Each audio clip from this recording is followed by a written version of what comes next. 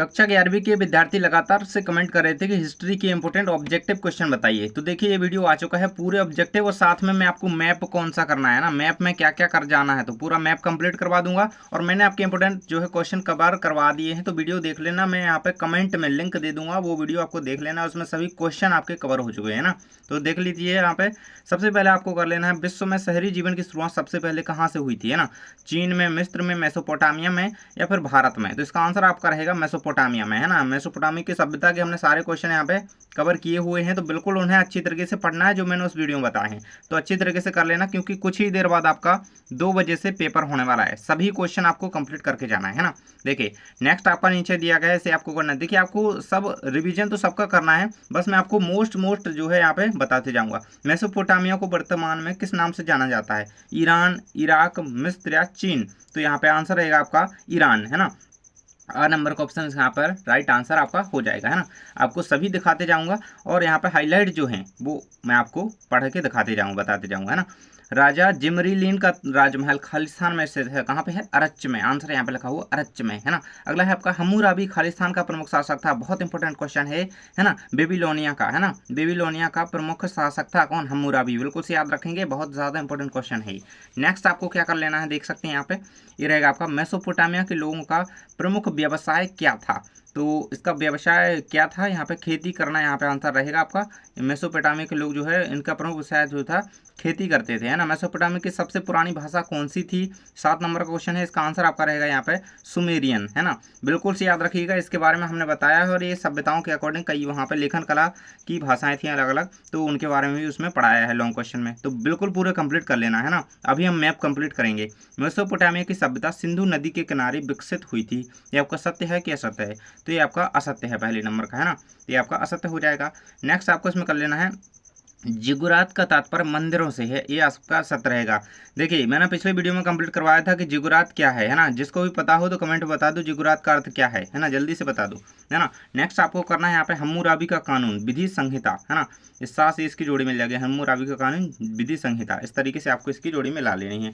Next हम बढ़ते हैं आपके अगले अध्याय की ओर। देखिए ये क्वेश्चन सारे मैंने कंप्लीट आपके करवा दिए थे। इन क्वेश्चन को जो विद्यार्थी कर लेगा वो बहुत ही अच्छे अंक अपने पेपर में ला पाएगा, ये मैं आशा करता हूँ। देखिए अगला क्वेश्चन आपको करना है, यहाँ पे देख सकते हैं, रोमन साम्राज्य में सेनेट के शासन का अंत कब हुआ था? 509 ईस्वी, 27 ईसा पूर्व या 28 ईसा पूर्व? तो 27 ईसा पूर्व इसका आपका आंसर हो जाएगा, 27 ईसा पूर्व, है ना। यही आपको आंसर में लगा लेना है। नेक्स्ट आपका दिया गया है, किस रोमन सम्राट ने कुस्तुनतुनिया को रोमन साम्राज्य की राजधानी बनाया था, है ना। इसका रहेगा आपका कास्टटेटाइन। आंसर आपका यहाँ पे 9वें नंबर का हो जाता है, कास्टटेटाइन आंसर याद रखेंगे, है ना। नेक्स्ट क्वेश्चन भाई आपका दिया गया है, देखिए यहाँ पे खालिस्तान में है, अगस्टस खालिस्तान ईसा पूर्व में रोम का शासक बना, है ना। इसका आंसर आपका हो जाएगा 27 ईसा पूर्व में, है ना, 27 ईसा पूर्व। इसके बाद नेक्स्ट आपका दिया गया है सेनेट, है ना। इसकी जोड़ी आपकी यहाँ पे मिल जानी है, का वाली से इसकी जोड़ी मिल जाएगी, जो कि आपका आगे दिया गया है, धनी वर्ग की संस्था, है ना, धनी वर्ग की संस्था जो सेनेट। इसका लॉन्ग क्वेश्चन हमने कंप्लीट किया है, तो बिल्कुल से इसे कर लीजिएगा। नेक्स्ट है आपका एम्फोरा, है ना। तो एम्फोरा की जोड़ी आपकी यहाँ पे कहाँ पे मिल जाएगी? हा नंबर से, है ना, ये रहेगा आपका, है ना, मटके या कंटेनर, है ना, ये 5 से आपकी इसकी जोड़ी मिल जाएगी। इसके बाद है आपका सोल्डिस की जोड़ी आपकी यहाँ पे मिल जाएगी 7 की दा से, तो ये आपके सोने का सिक्का सोल्डिस, बहुत ज़्यादा इंपॉर्टेंट है सोल्डिस, है ना, ये मिल जाएगी 7 से, है ना। अगला है आपका दीनारियस 8 नंबर का है आपका, इसकी जोड़ी आपकी यहाँ पे मिल जाएगी नेक्स्ट में, है ना, चांदी का सिक्का। देखिए ये सोने का सिक्का और ये चांदी का सिक्का जरूर से याद रखिएगा, सोल्डिस और दीनारियस, ये दोनों को याद रखिएगा इनको, है ना, बहुत ज़्यादा इंपॉर्टेंट है। नेक्स्ट है आपका पेपाइरस क्या है ना। इसके बाद करना है आपको, रोमन साम्राज्य की उत्तरी सीमा का निर्धारण किन नदियों के द्वारा होता था, है ना। तो इन दोनों क्वेश्चन का आंसर दिया गया है पेपाइरस। देखिए पेपाइरस को समझ लेते हैं, यहाँ पे एक सरकंडे जैसा पौधा जो नील नदी के किनारे उगा रहता है ना। और देखिए यहाँ पे पूछा गया रोम साम्राज्य की उत्तरी सीमा का निर्धारण किन नदियों के द्वारा होता है? तो राइन और डेन्यूब, ये नदियों के नाम है ना, डेन्यूब और राइन, इन 2 नदियों के द्वारा इस साम्राज्य का जो विस्तार या निर्धारण होता है, ये कंप्लीट कर लीजिएगा। चलिए आगे बढ़ते हैं। यहाँ पे रोमन साम्राज्य में संयुक्त परिवार का प्रचलन था, आंसर आपका रहेगा असत्य, ये रहेगा, है ना, प्रचलन था, यहाँ पे संयुक्त परिवार का प्रचलन नहीं था, ये आपका असत्य हो जाएगा। नेक्स्ट भाई हमने आपके ये क्वेश्चन कवर करवा ही दिए थे, वीडियो देख लेना, उसमें पूरे क्वेश्चन कवर हैं, कुछ एक्स्ट्रा भी है ना। देखिए अब मैं आपको मैप मैप बता देता हूँ कि इस चैप्टर से आपके मैप में क्या क्या पूछा जा सकता है। तो मैप आपको बिल्कुल ये कंप्लीट कर लेना है, बिल्कुल भी इसे नहीं स्किप करना है। देखिए है ना, ये है आपका कैस्पियन सागर। देखिए पूछा जाए तो कैस्पियन सागर कहाँ पे है, ये रहेगा है ना। विश्व मैप आपको इस तरीके से दिया जाएगा पेपर में, तो आप यहाँ पे उसे दर्शाएंगे है ना, ये रहेगा आपका।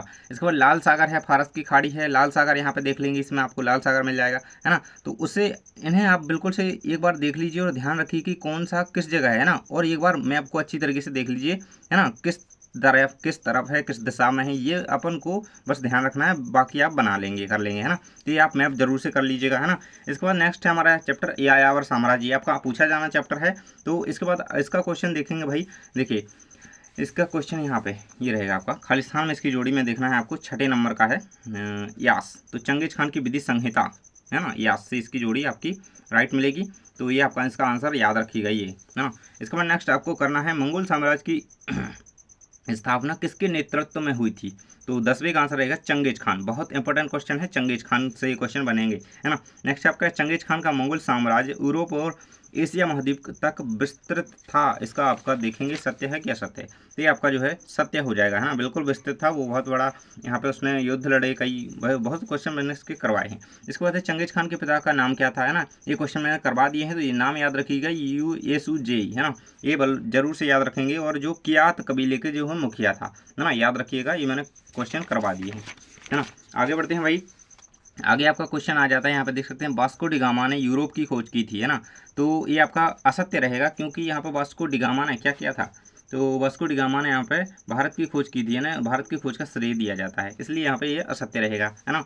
नेक्स्ट है आपका यहाँ पे सही जोड़ी में मिलाएंगे तृतीय वर्ग। तृतीय वर्ग किसान जो है तृतीय वर्ग श्रेणी में आते हैं, इसकी जोड़ी यहाँ पे मिल जाएगी बासे है ना। इसके बाद नेक्स्ट आपको करना है ड्यूक किसे कहते हैं।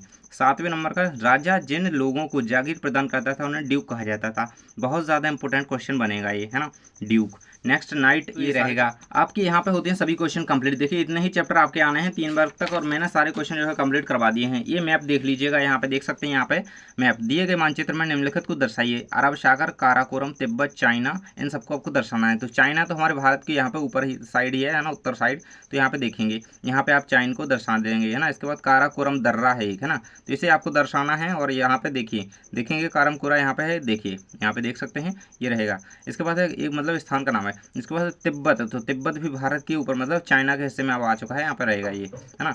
तो यही आपको दर्शाने थे। अरब सागर तो आप सभी को पता है कि मुंबई के साइड में है ना, इस तरफ है।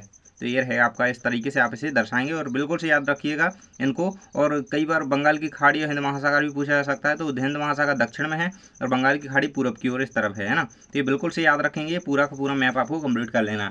पिछला वाला जो बताया उसे भी कर लेंगे। इस तरीके से हमारे क्वेश्चन सभी कंप्लीट होते हैं। और मैंने पिछले वीडियो में आपके 2, 3, 4 नंबर के क्वेश्चन करवा दिए हैं, तो वो वीडियो आपको कमेंट में पिन मिल जाएगी, तो उसे जल्दी से देख लीजिएगा। थैंक्स फॉर वॉचिंग, मिलते हैं नेक्स्ट वीडियो में।